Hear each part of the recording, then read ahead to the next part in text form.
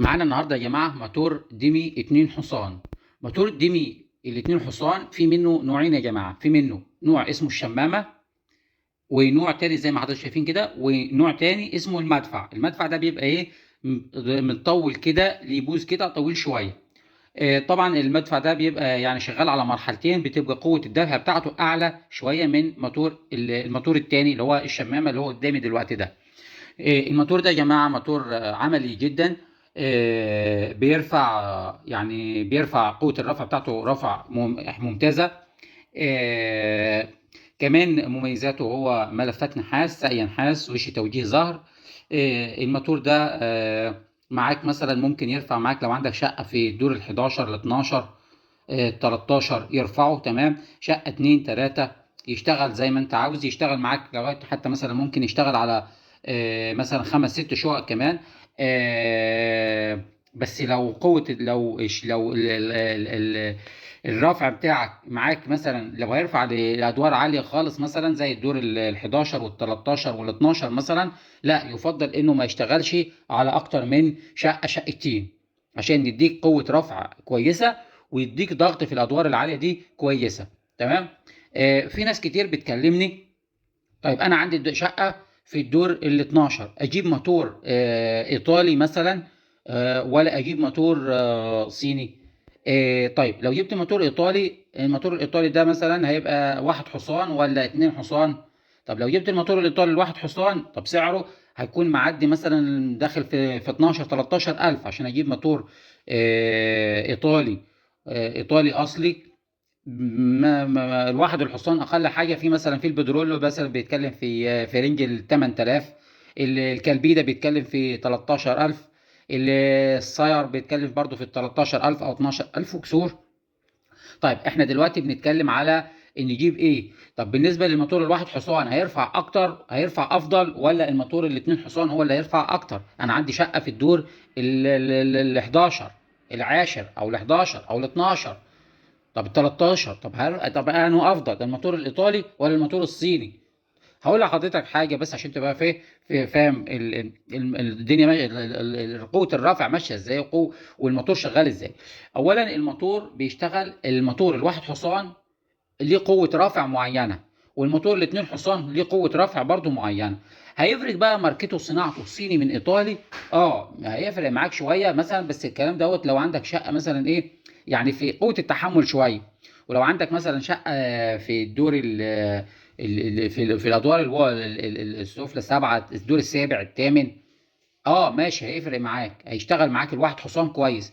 انما عندك شقه في الدور ال 12 او 13، لا افضل لك الموتور حتى لو هتجيبه 2 حصان، ما هيبقى معاك افضل بكتير الاتنين حصان. ليه؟ عندك الاتنين حصان هيديك قوة رفع تغذي اعلى واقوى، وهيديك قوة رفع اكبر، لان هو اساسا المبينة بتاعته بتبقى اعلى من الواحد حصان، فبيبقى الضغط بتاعه اشد.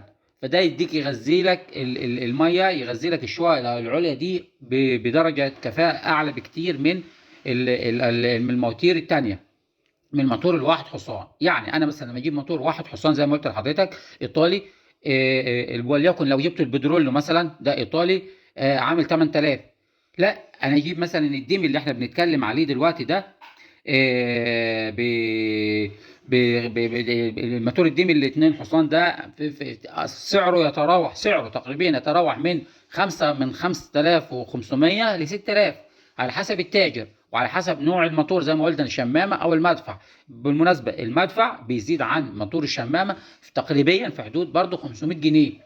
فلو وليكن مثلا احنا جبنا موتور مثلا الشمامه ده ب 5500 او ب 6000، طيب هيجيب البترول الواحد حصان ب 8000، في حين ان البترول مش هيرفع معاه للدور ال 11 ولا العاشر. البترول ده اخره مثلا عشان نشتغل، هنشتغل مثلا يتكلم معايا في الدور الثامن التاسع، يعني التاسع ده يبقى كده يعني الاوفر بتاعه، يعني التاسع ده يعني ممكن يعني ضغطه في التاسع مش هيكون حلو، مش هيظبط معاك الاوتوماتيك. يعني تيجي تظبط الاوتوماتيك في التشغيل والفصل والتشغيل، هتبص تلاقي انه الاوتوماتيك معاك مش عارف تظبطه كويس، يعني هيرفع لك لغايه مثلا عشان يغذي لك الموتور ده، عشان يغذي لك شقه في الدور العاشر، المفروض الضغط الاوتوماتيك يوصل لغايه تقريبا 6 بار او 5 بار، اقل حاجه 5 بار، يفصل عند ال5 بار ويرجع يشتغل عند ال3.5 مثلا.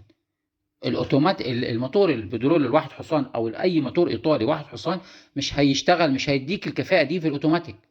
اللي هيديك ضغط، اقصى ضغط ممكن يديهولك عند الاربعه بار. طب الاربعه بار لما يفصل عند الاربعه بار او الاربعه ونص بار، هيشتغل عند الكام؟ هيشتغل عند الاثنين او الاثنين ونص. اذا هنا انت لما تشغل ميه في شقتك فوق في الدور العاشر، مش هيديك القدره الكافيه، مش هيحس الاوتوماتيك ان انت شغلت ميه اساسا، وبالتالي الموتور مش هيحس ان انت مشغل ميه فمش هيشتغل. فكده عملنا خلل اوتوماتيكي في تشغيل الموتور وفصله. اذا هنا لازم نشتغل على الموتور 2 حصان. انا مش برشح موتور بعينه 2 حصان، بس انا طلعت اتكلمت على موتور الديمي 2 حصان ده لان هو موتور فعلا عملي، احنا جربناه وشغلناه اكتر من مره. الموتور ما فيش منه شكوى، الموتور فيه حمايه حراريه، والحمايه الحراريه دي لا قدر الله حصل اي عطل، اي خلى الموتور يشتغل باستمرار ويسخن مع نفسه ما يتحرقش. الحمايه الحراريه الاوفرلود تخلي الموتور يفصل اوتوماتيك ويفصل مع نفسه بره الحمايه، بره الاوتوماتيك. لو ما فصلش اوتوماتيك يفصل مع نفسه عند السخونه الزياده، عند السخونه الغير عاديه يفصل اوتوماتيك، يفصل الموتور مع نفسه. تمام. الموتور زي ما قلنا لحضراتكم، الموتور الديمي متوفر في السوق، اسعاره تتراوح من 5.5 ل6. لو حضرتك حابب اي موتور تاني 2 حصان مفيش اي مشكله، ممكن تكتب لي عن الموتور اللي انت حابب تسال عنه، وانا ان شاء الله ربنا يقدرني واقدر اجيب لك معلومه مفيده عنه هينفع تستخدمه ولا لا. بس انا برشح لك لو انت عندك شقه في الدور زي ما قلنا لحضرتك في الدور العاشر او ال11 او ال12، لا ما تجيبلوش موتور. ما تقولش انا اجيب موتور ايطالي مثلا، اجيب موتور كالبيدا ولا موتور ايطالي 1 حصان ايطالي اصلي انضف من الصيني، علشان الموتور ال1 حصان الايطالي الاصلي يستحمل معايا الدور ال12 اكتر من الصيني. هو فعلا يستحمل، بس لو هتجيب ايطالي، لو هتجيب موتور لشقه في الدور ال 12 تجيب 2 حصان اقل حاجه، او 1.5 حصان اقل حاجه، عشان يدي لك قدره رافع تناسب ارتفاع الشقه بتاعتك. الفكره في قدره الرفع الموتور، مش الفكره في ماركه الموتور او تصنيعه. يعني عند الموتور الديمي ال1 حصان ايوه بالفعل ما يرفعش الادوار دي، هي يرفع الدور السابع والثامن زي ما احنا اتكلمنا والتاسع. تمام. في انواع مواتير 1 حصان في الديمي بترفع الشقه في الدور التاسع، شقه في الدور العاشر، بس ما بترفعش الدور ال 13 ولا ال 12 والكلام ده. اللي يرفع الادوار دي يا جماعه مش موتور، الموتور 2 حصان او 1.5 حصان ايا كانت ماركته. عندك القدره انك تشتري موتور 8 موتور 2 حصان او 1.5 حصان ايطالي معدي ال20,000 اشتري، انا مش ممانع في الكلام ده. بس لو حضرتك مثلا الدنيا مش سامحه معاك وظروفك مش سامحه وحابب تجيب موتور يغذيك كويس، هتجيب موتور يغذيك كويس، موتور 2 حصان صيني، بس تكون ماركه محترمه. احنا بنتكلم على ماركات محترمه، ماركه زي دي من ماركه محترمه نقدر نتكلم عليها ونطرحها في السوق. انما انا لما اعمل فيديو مش هعمل فيديو على موتور تعبان واسوقه تعب موتور، لا انا بسوق، انا مش بسوق ولا اي حد ولا لاي منتج، انا بقول حاجه يمليها عليها ضميري ان احنا جربناها اكتر من مره، والموتور موتور محترم، موتور عملي، ده اللي نقدر نتكلم عليه. اتمنى ان اكون فدتكم، وان شاء الله انتظروا منه فيديوهات تانية كتيرة بمعلومات تانية شيقة. اللي ما اشتركش في القناة طبعا يشترك عشان توصل له كل معلومة جديدة. والسلام عليكم ورحمة الله وبركاته.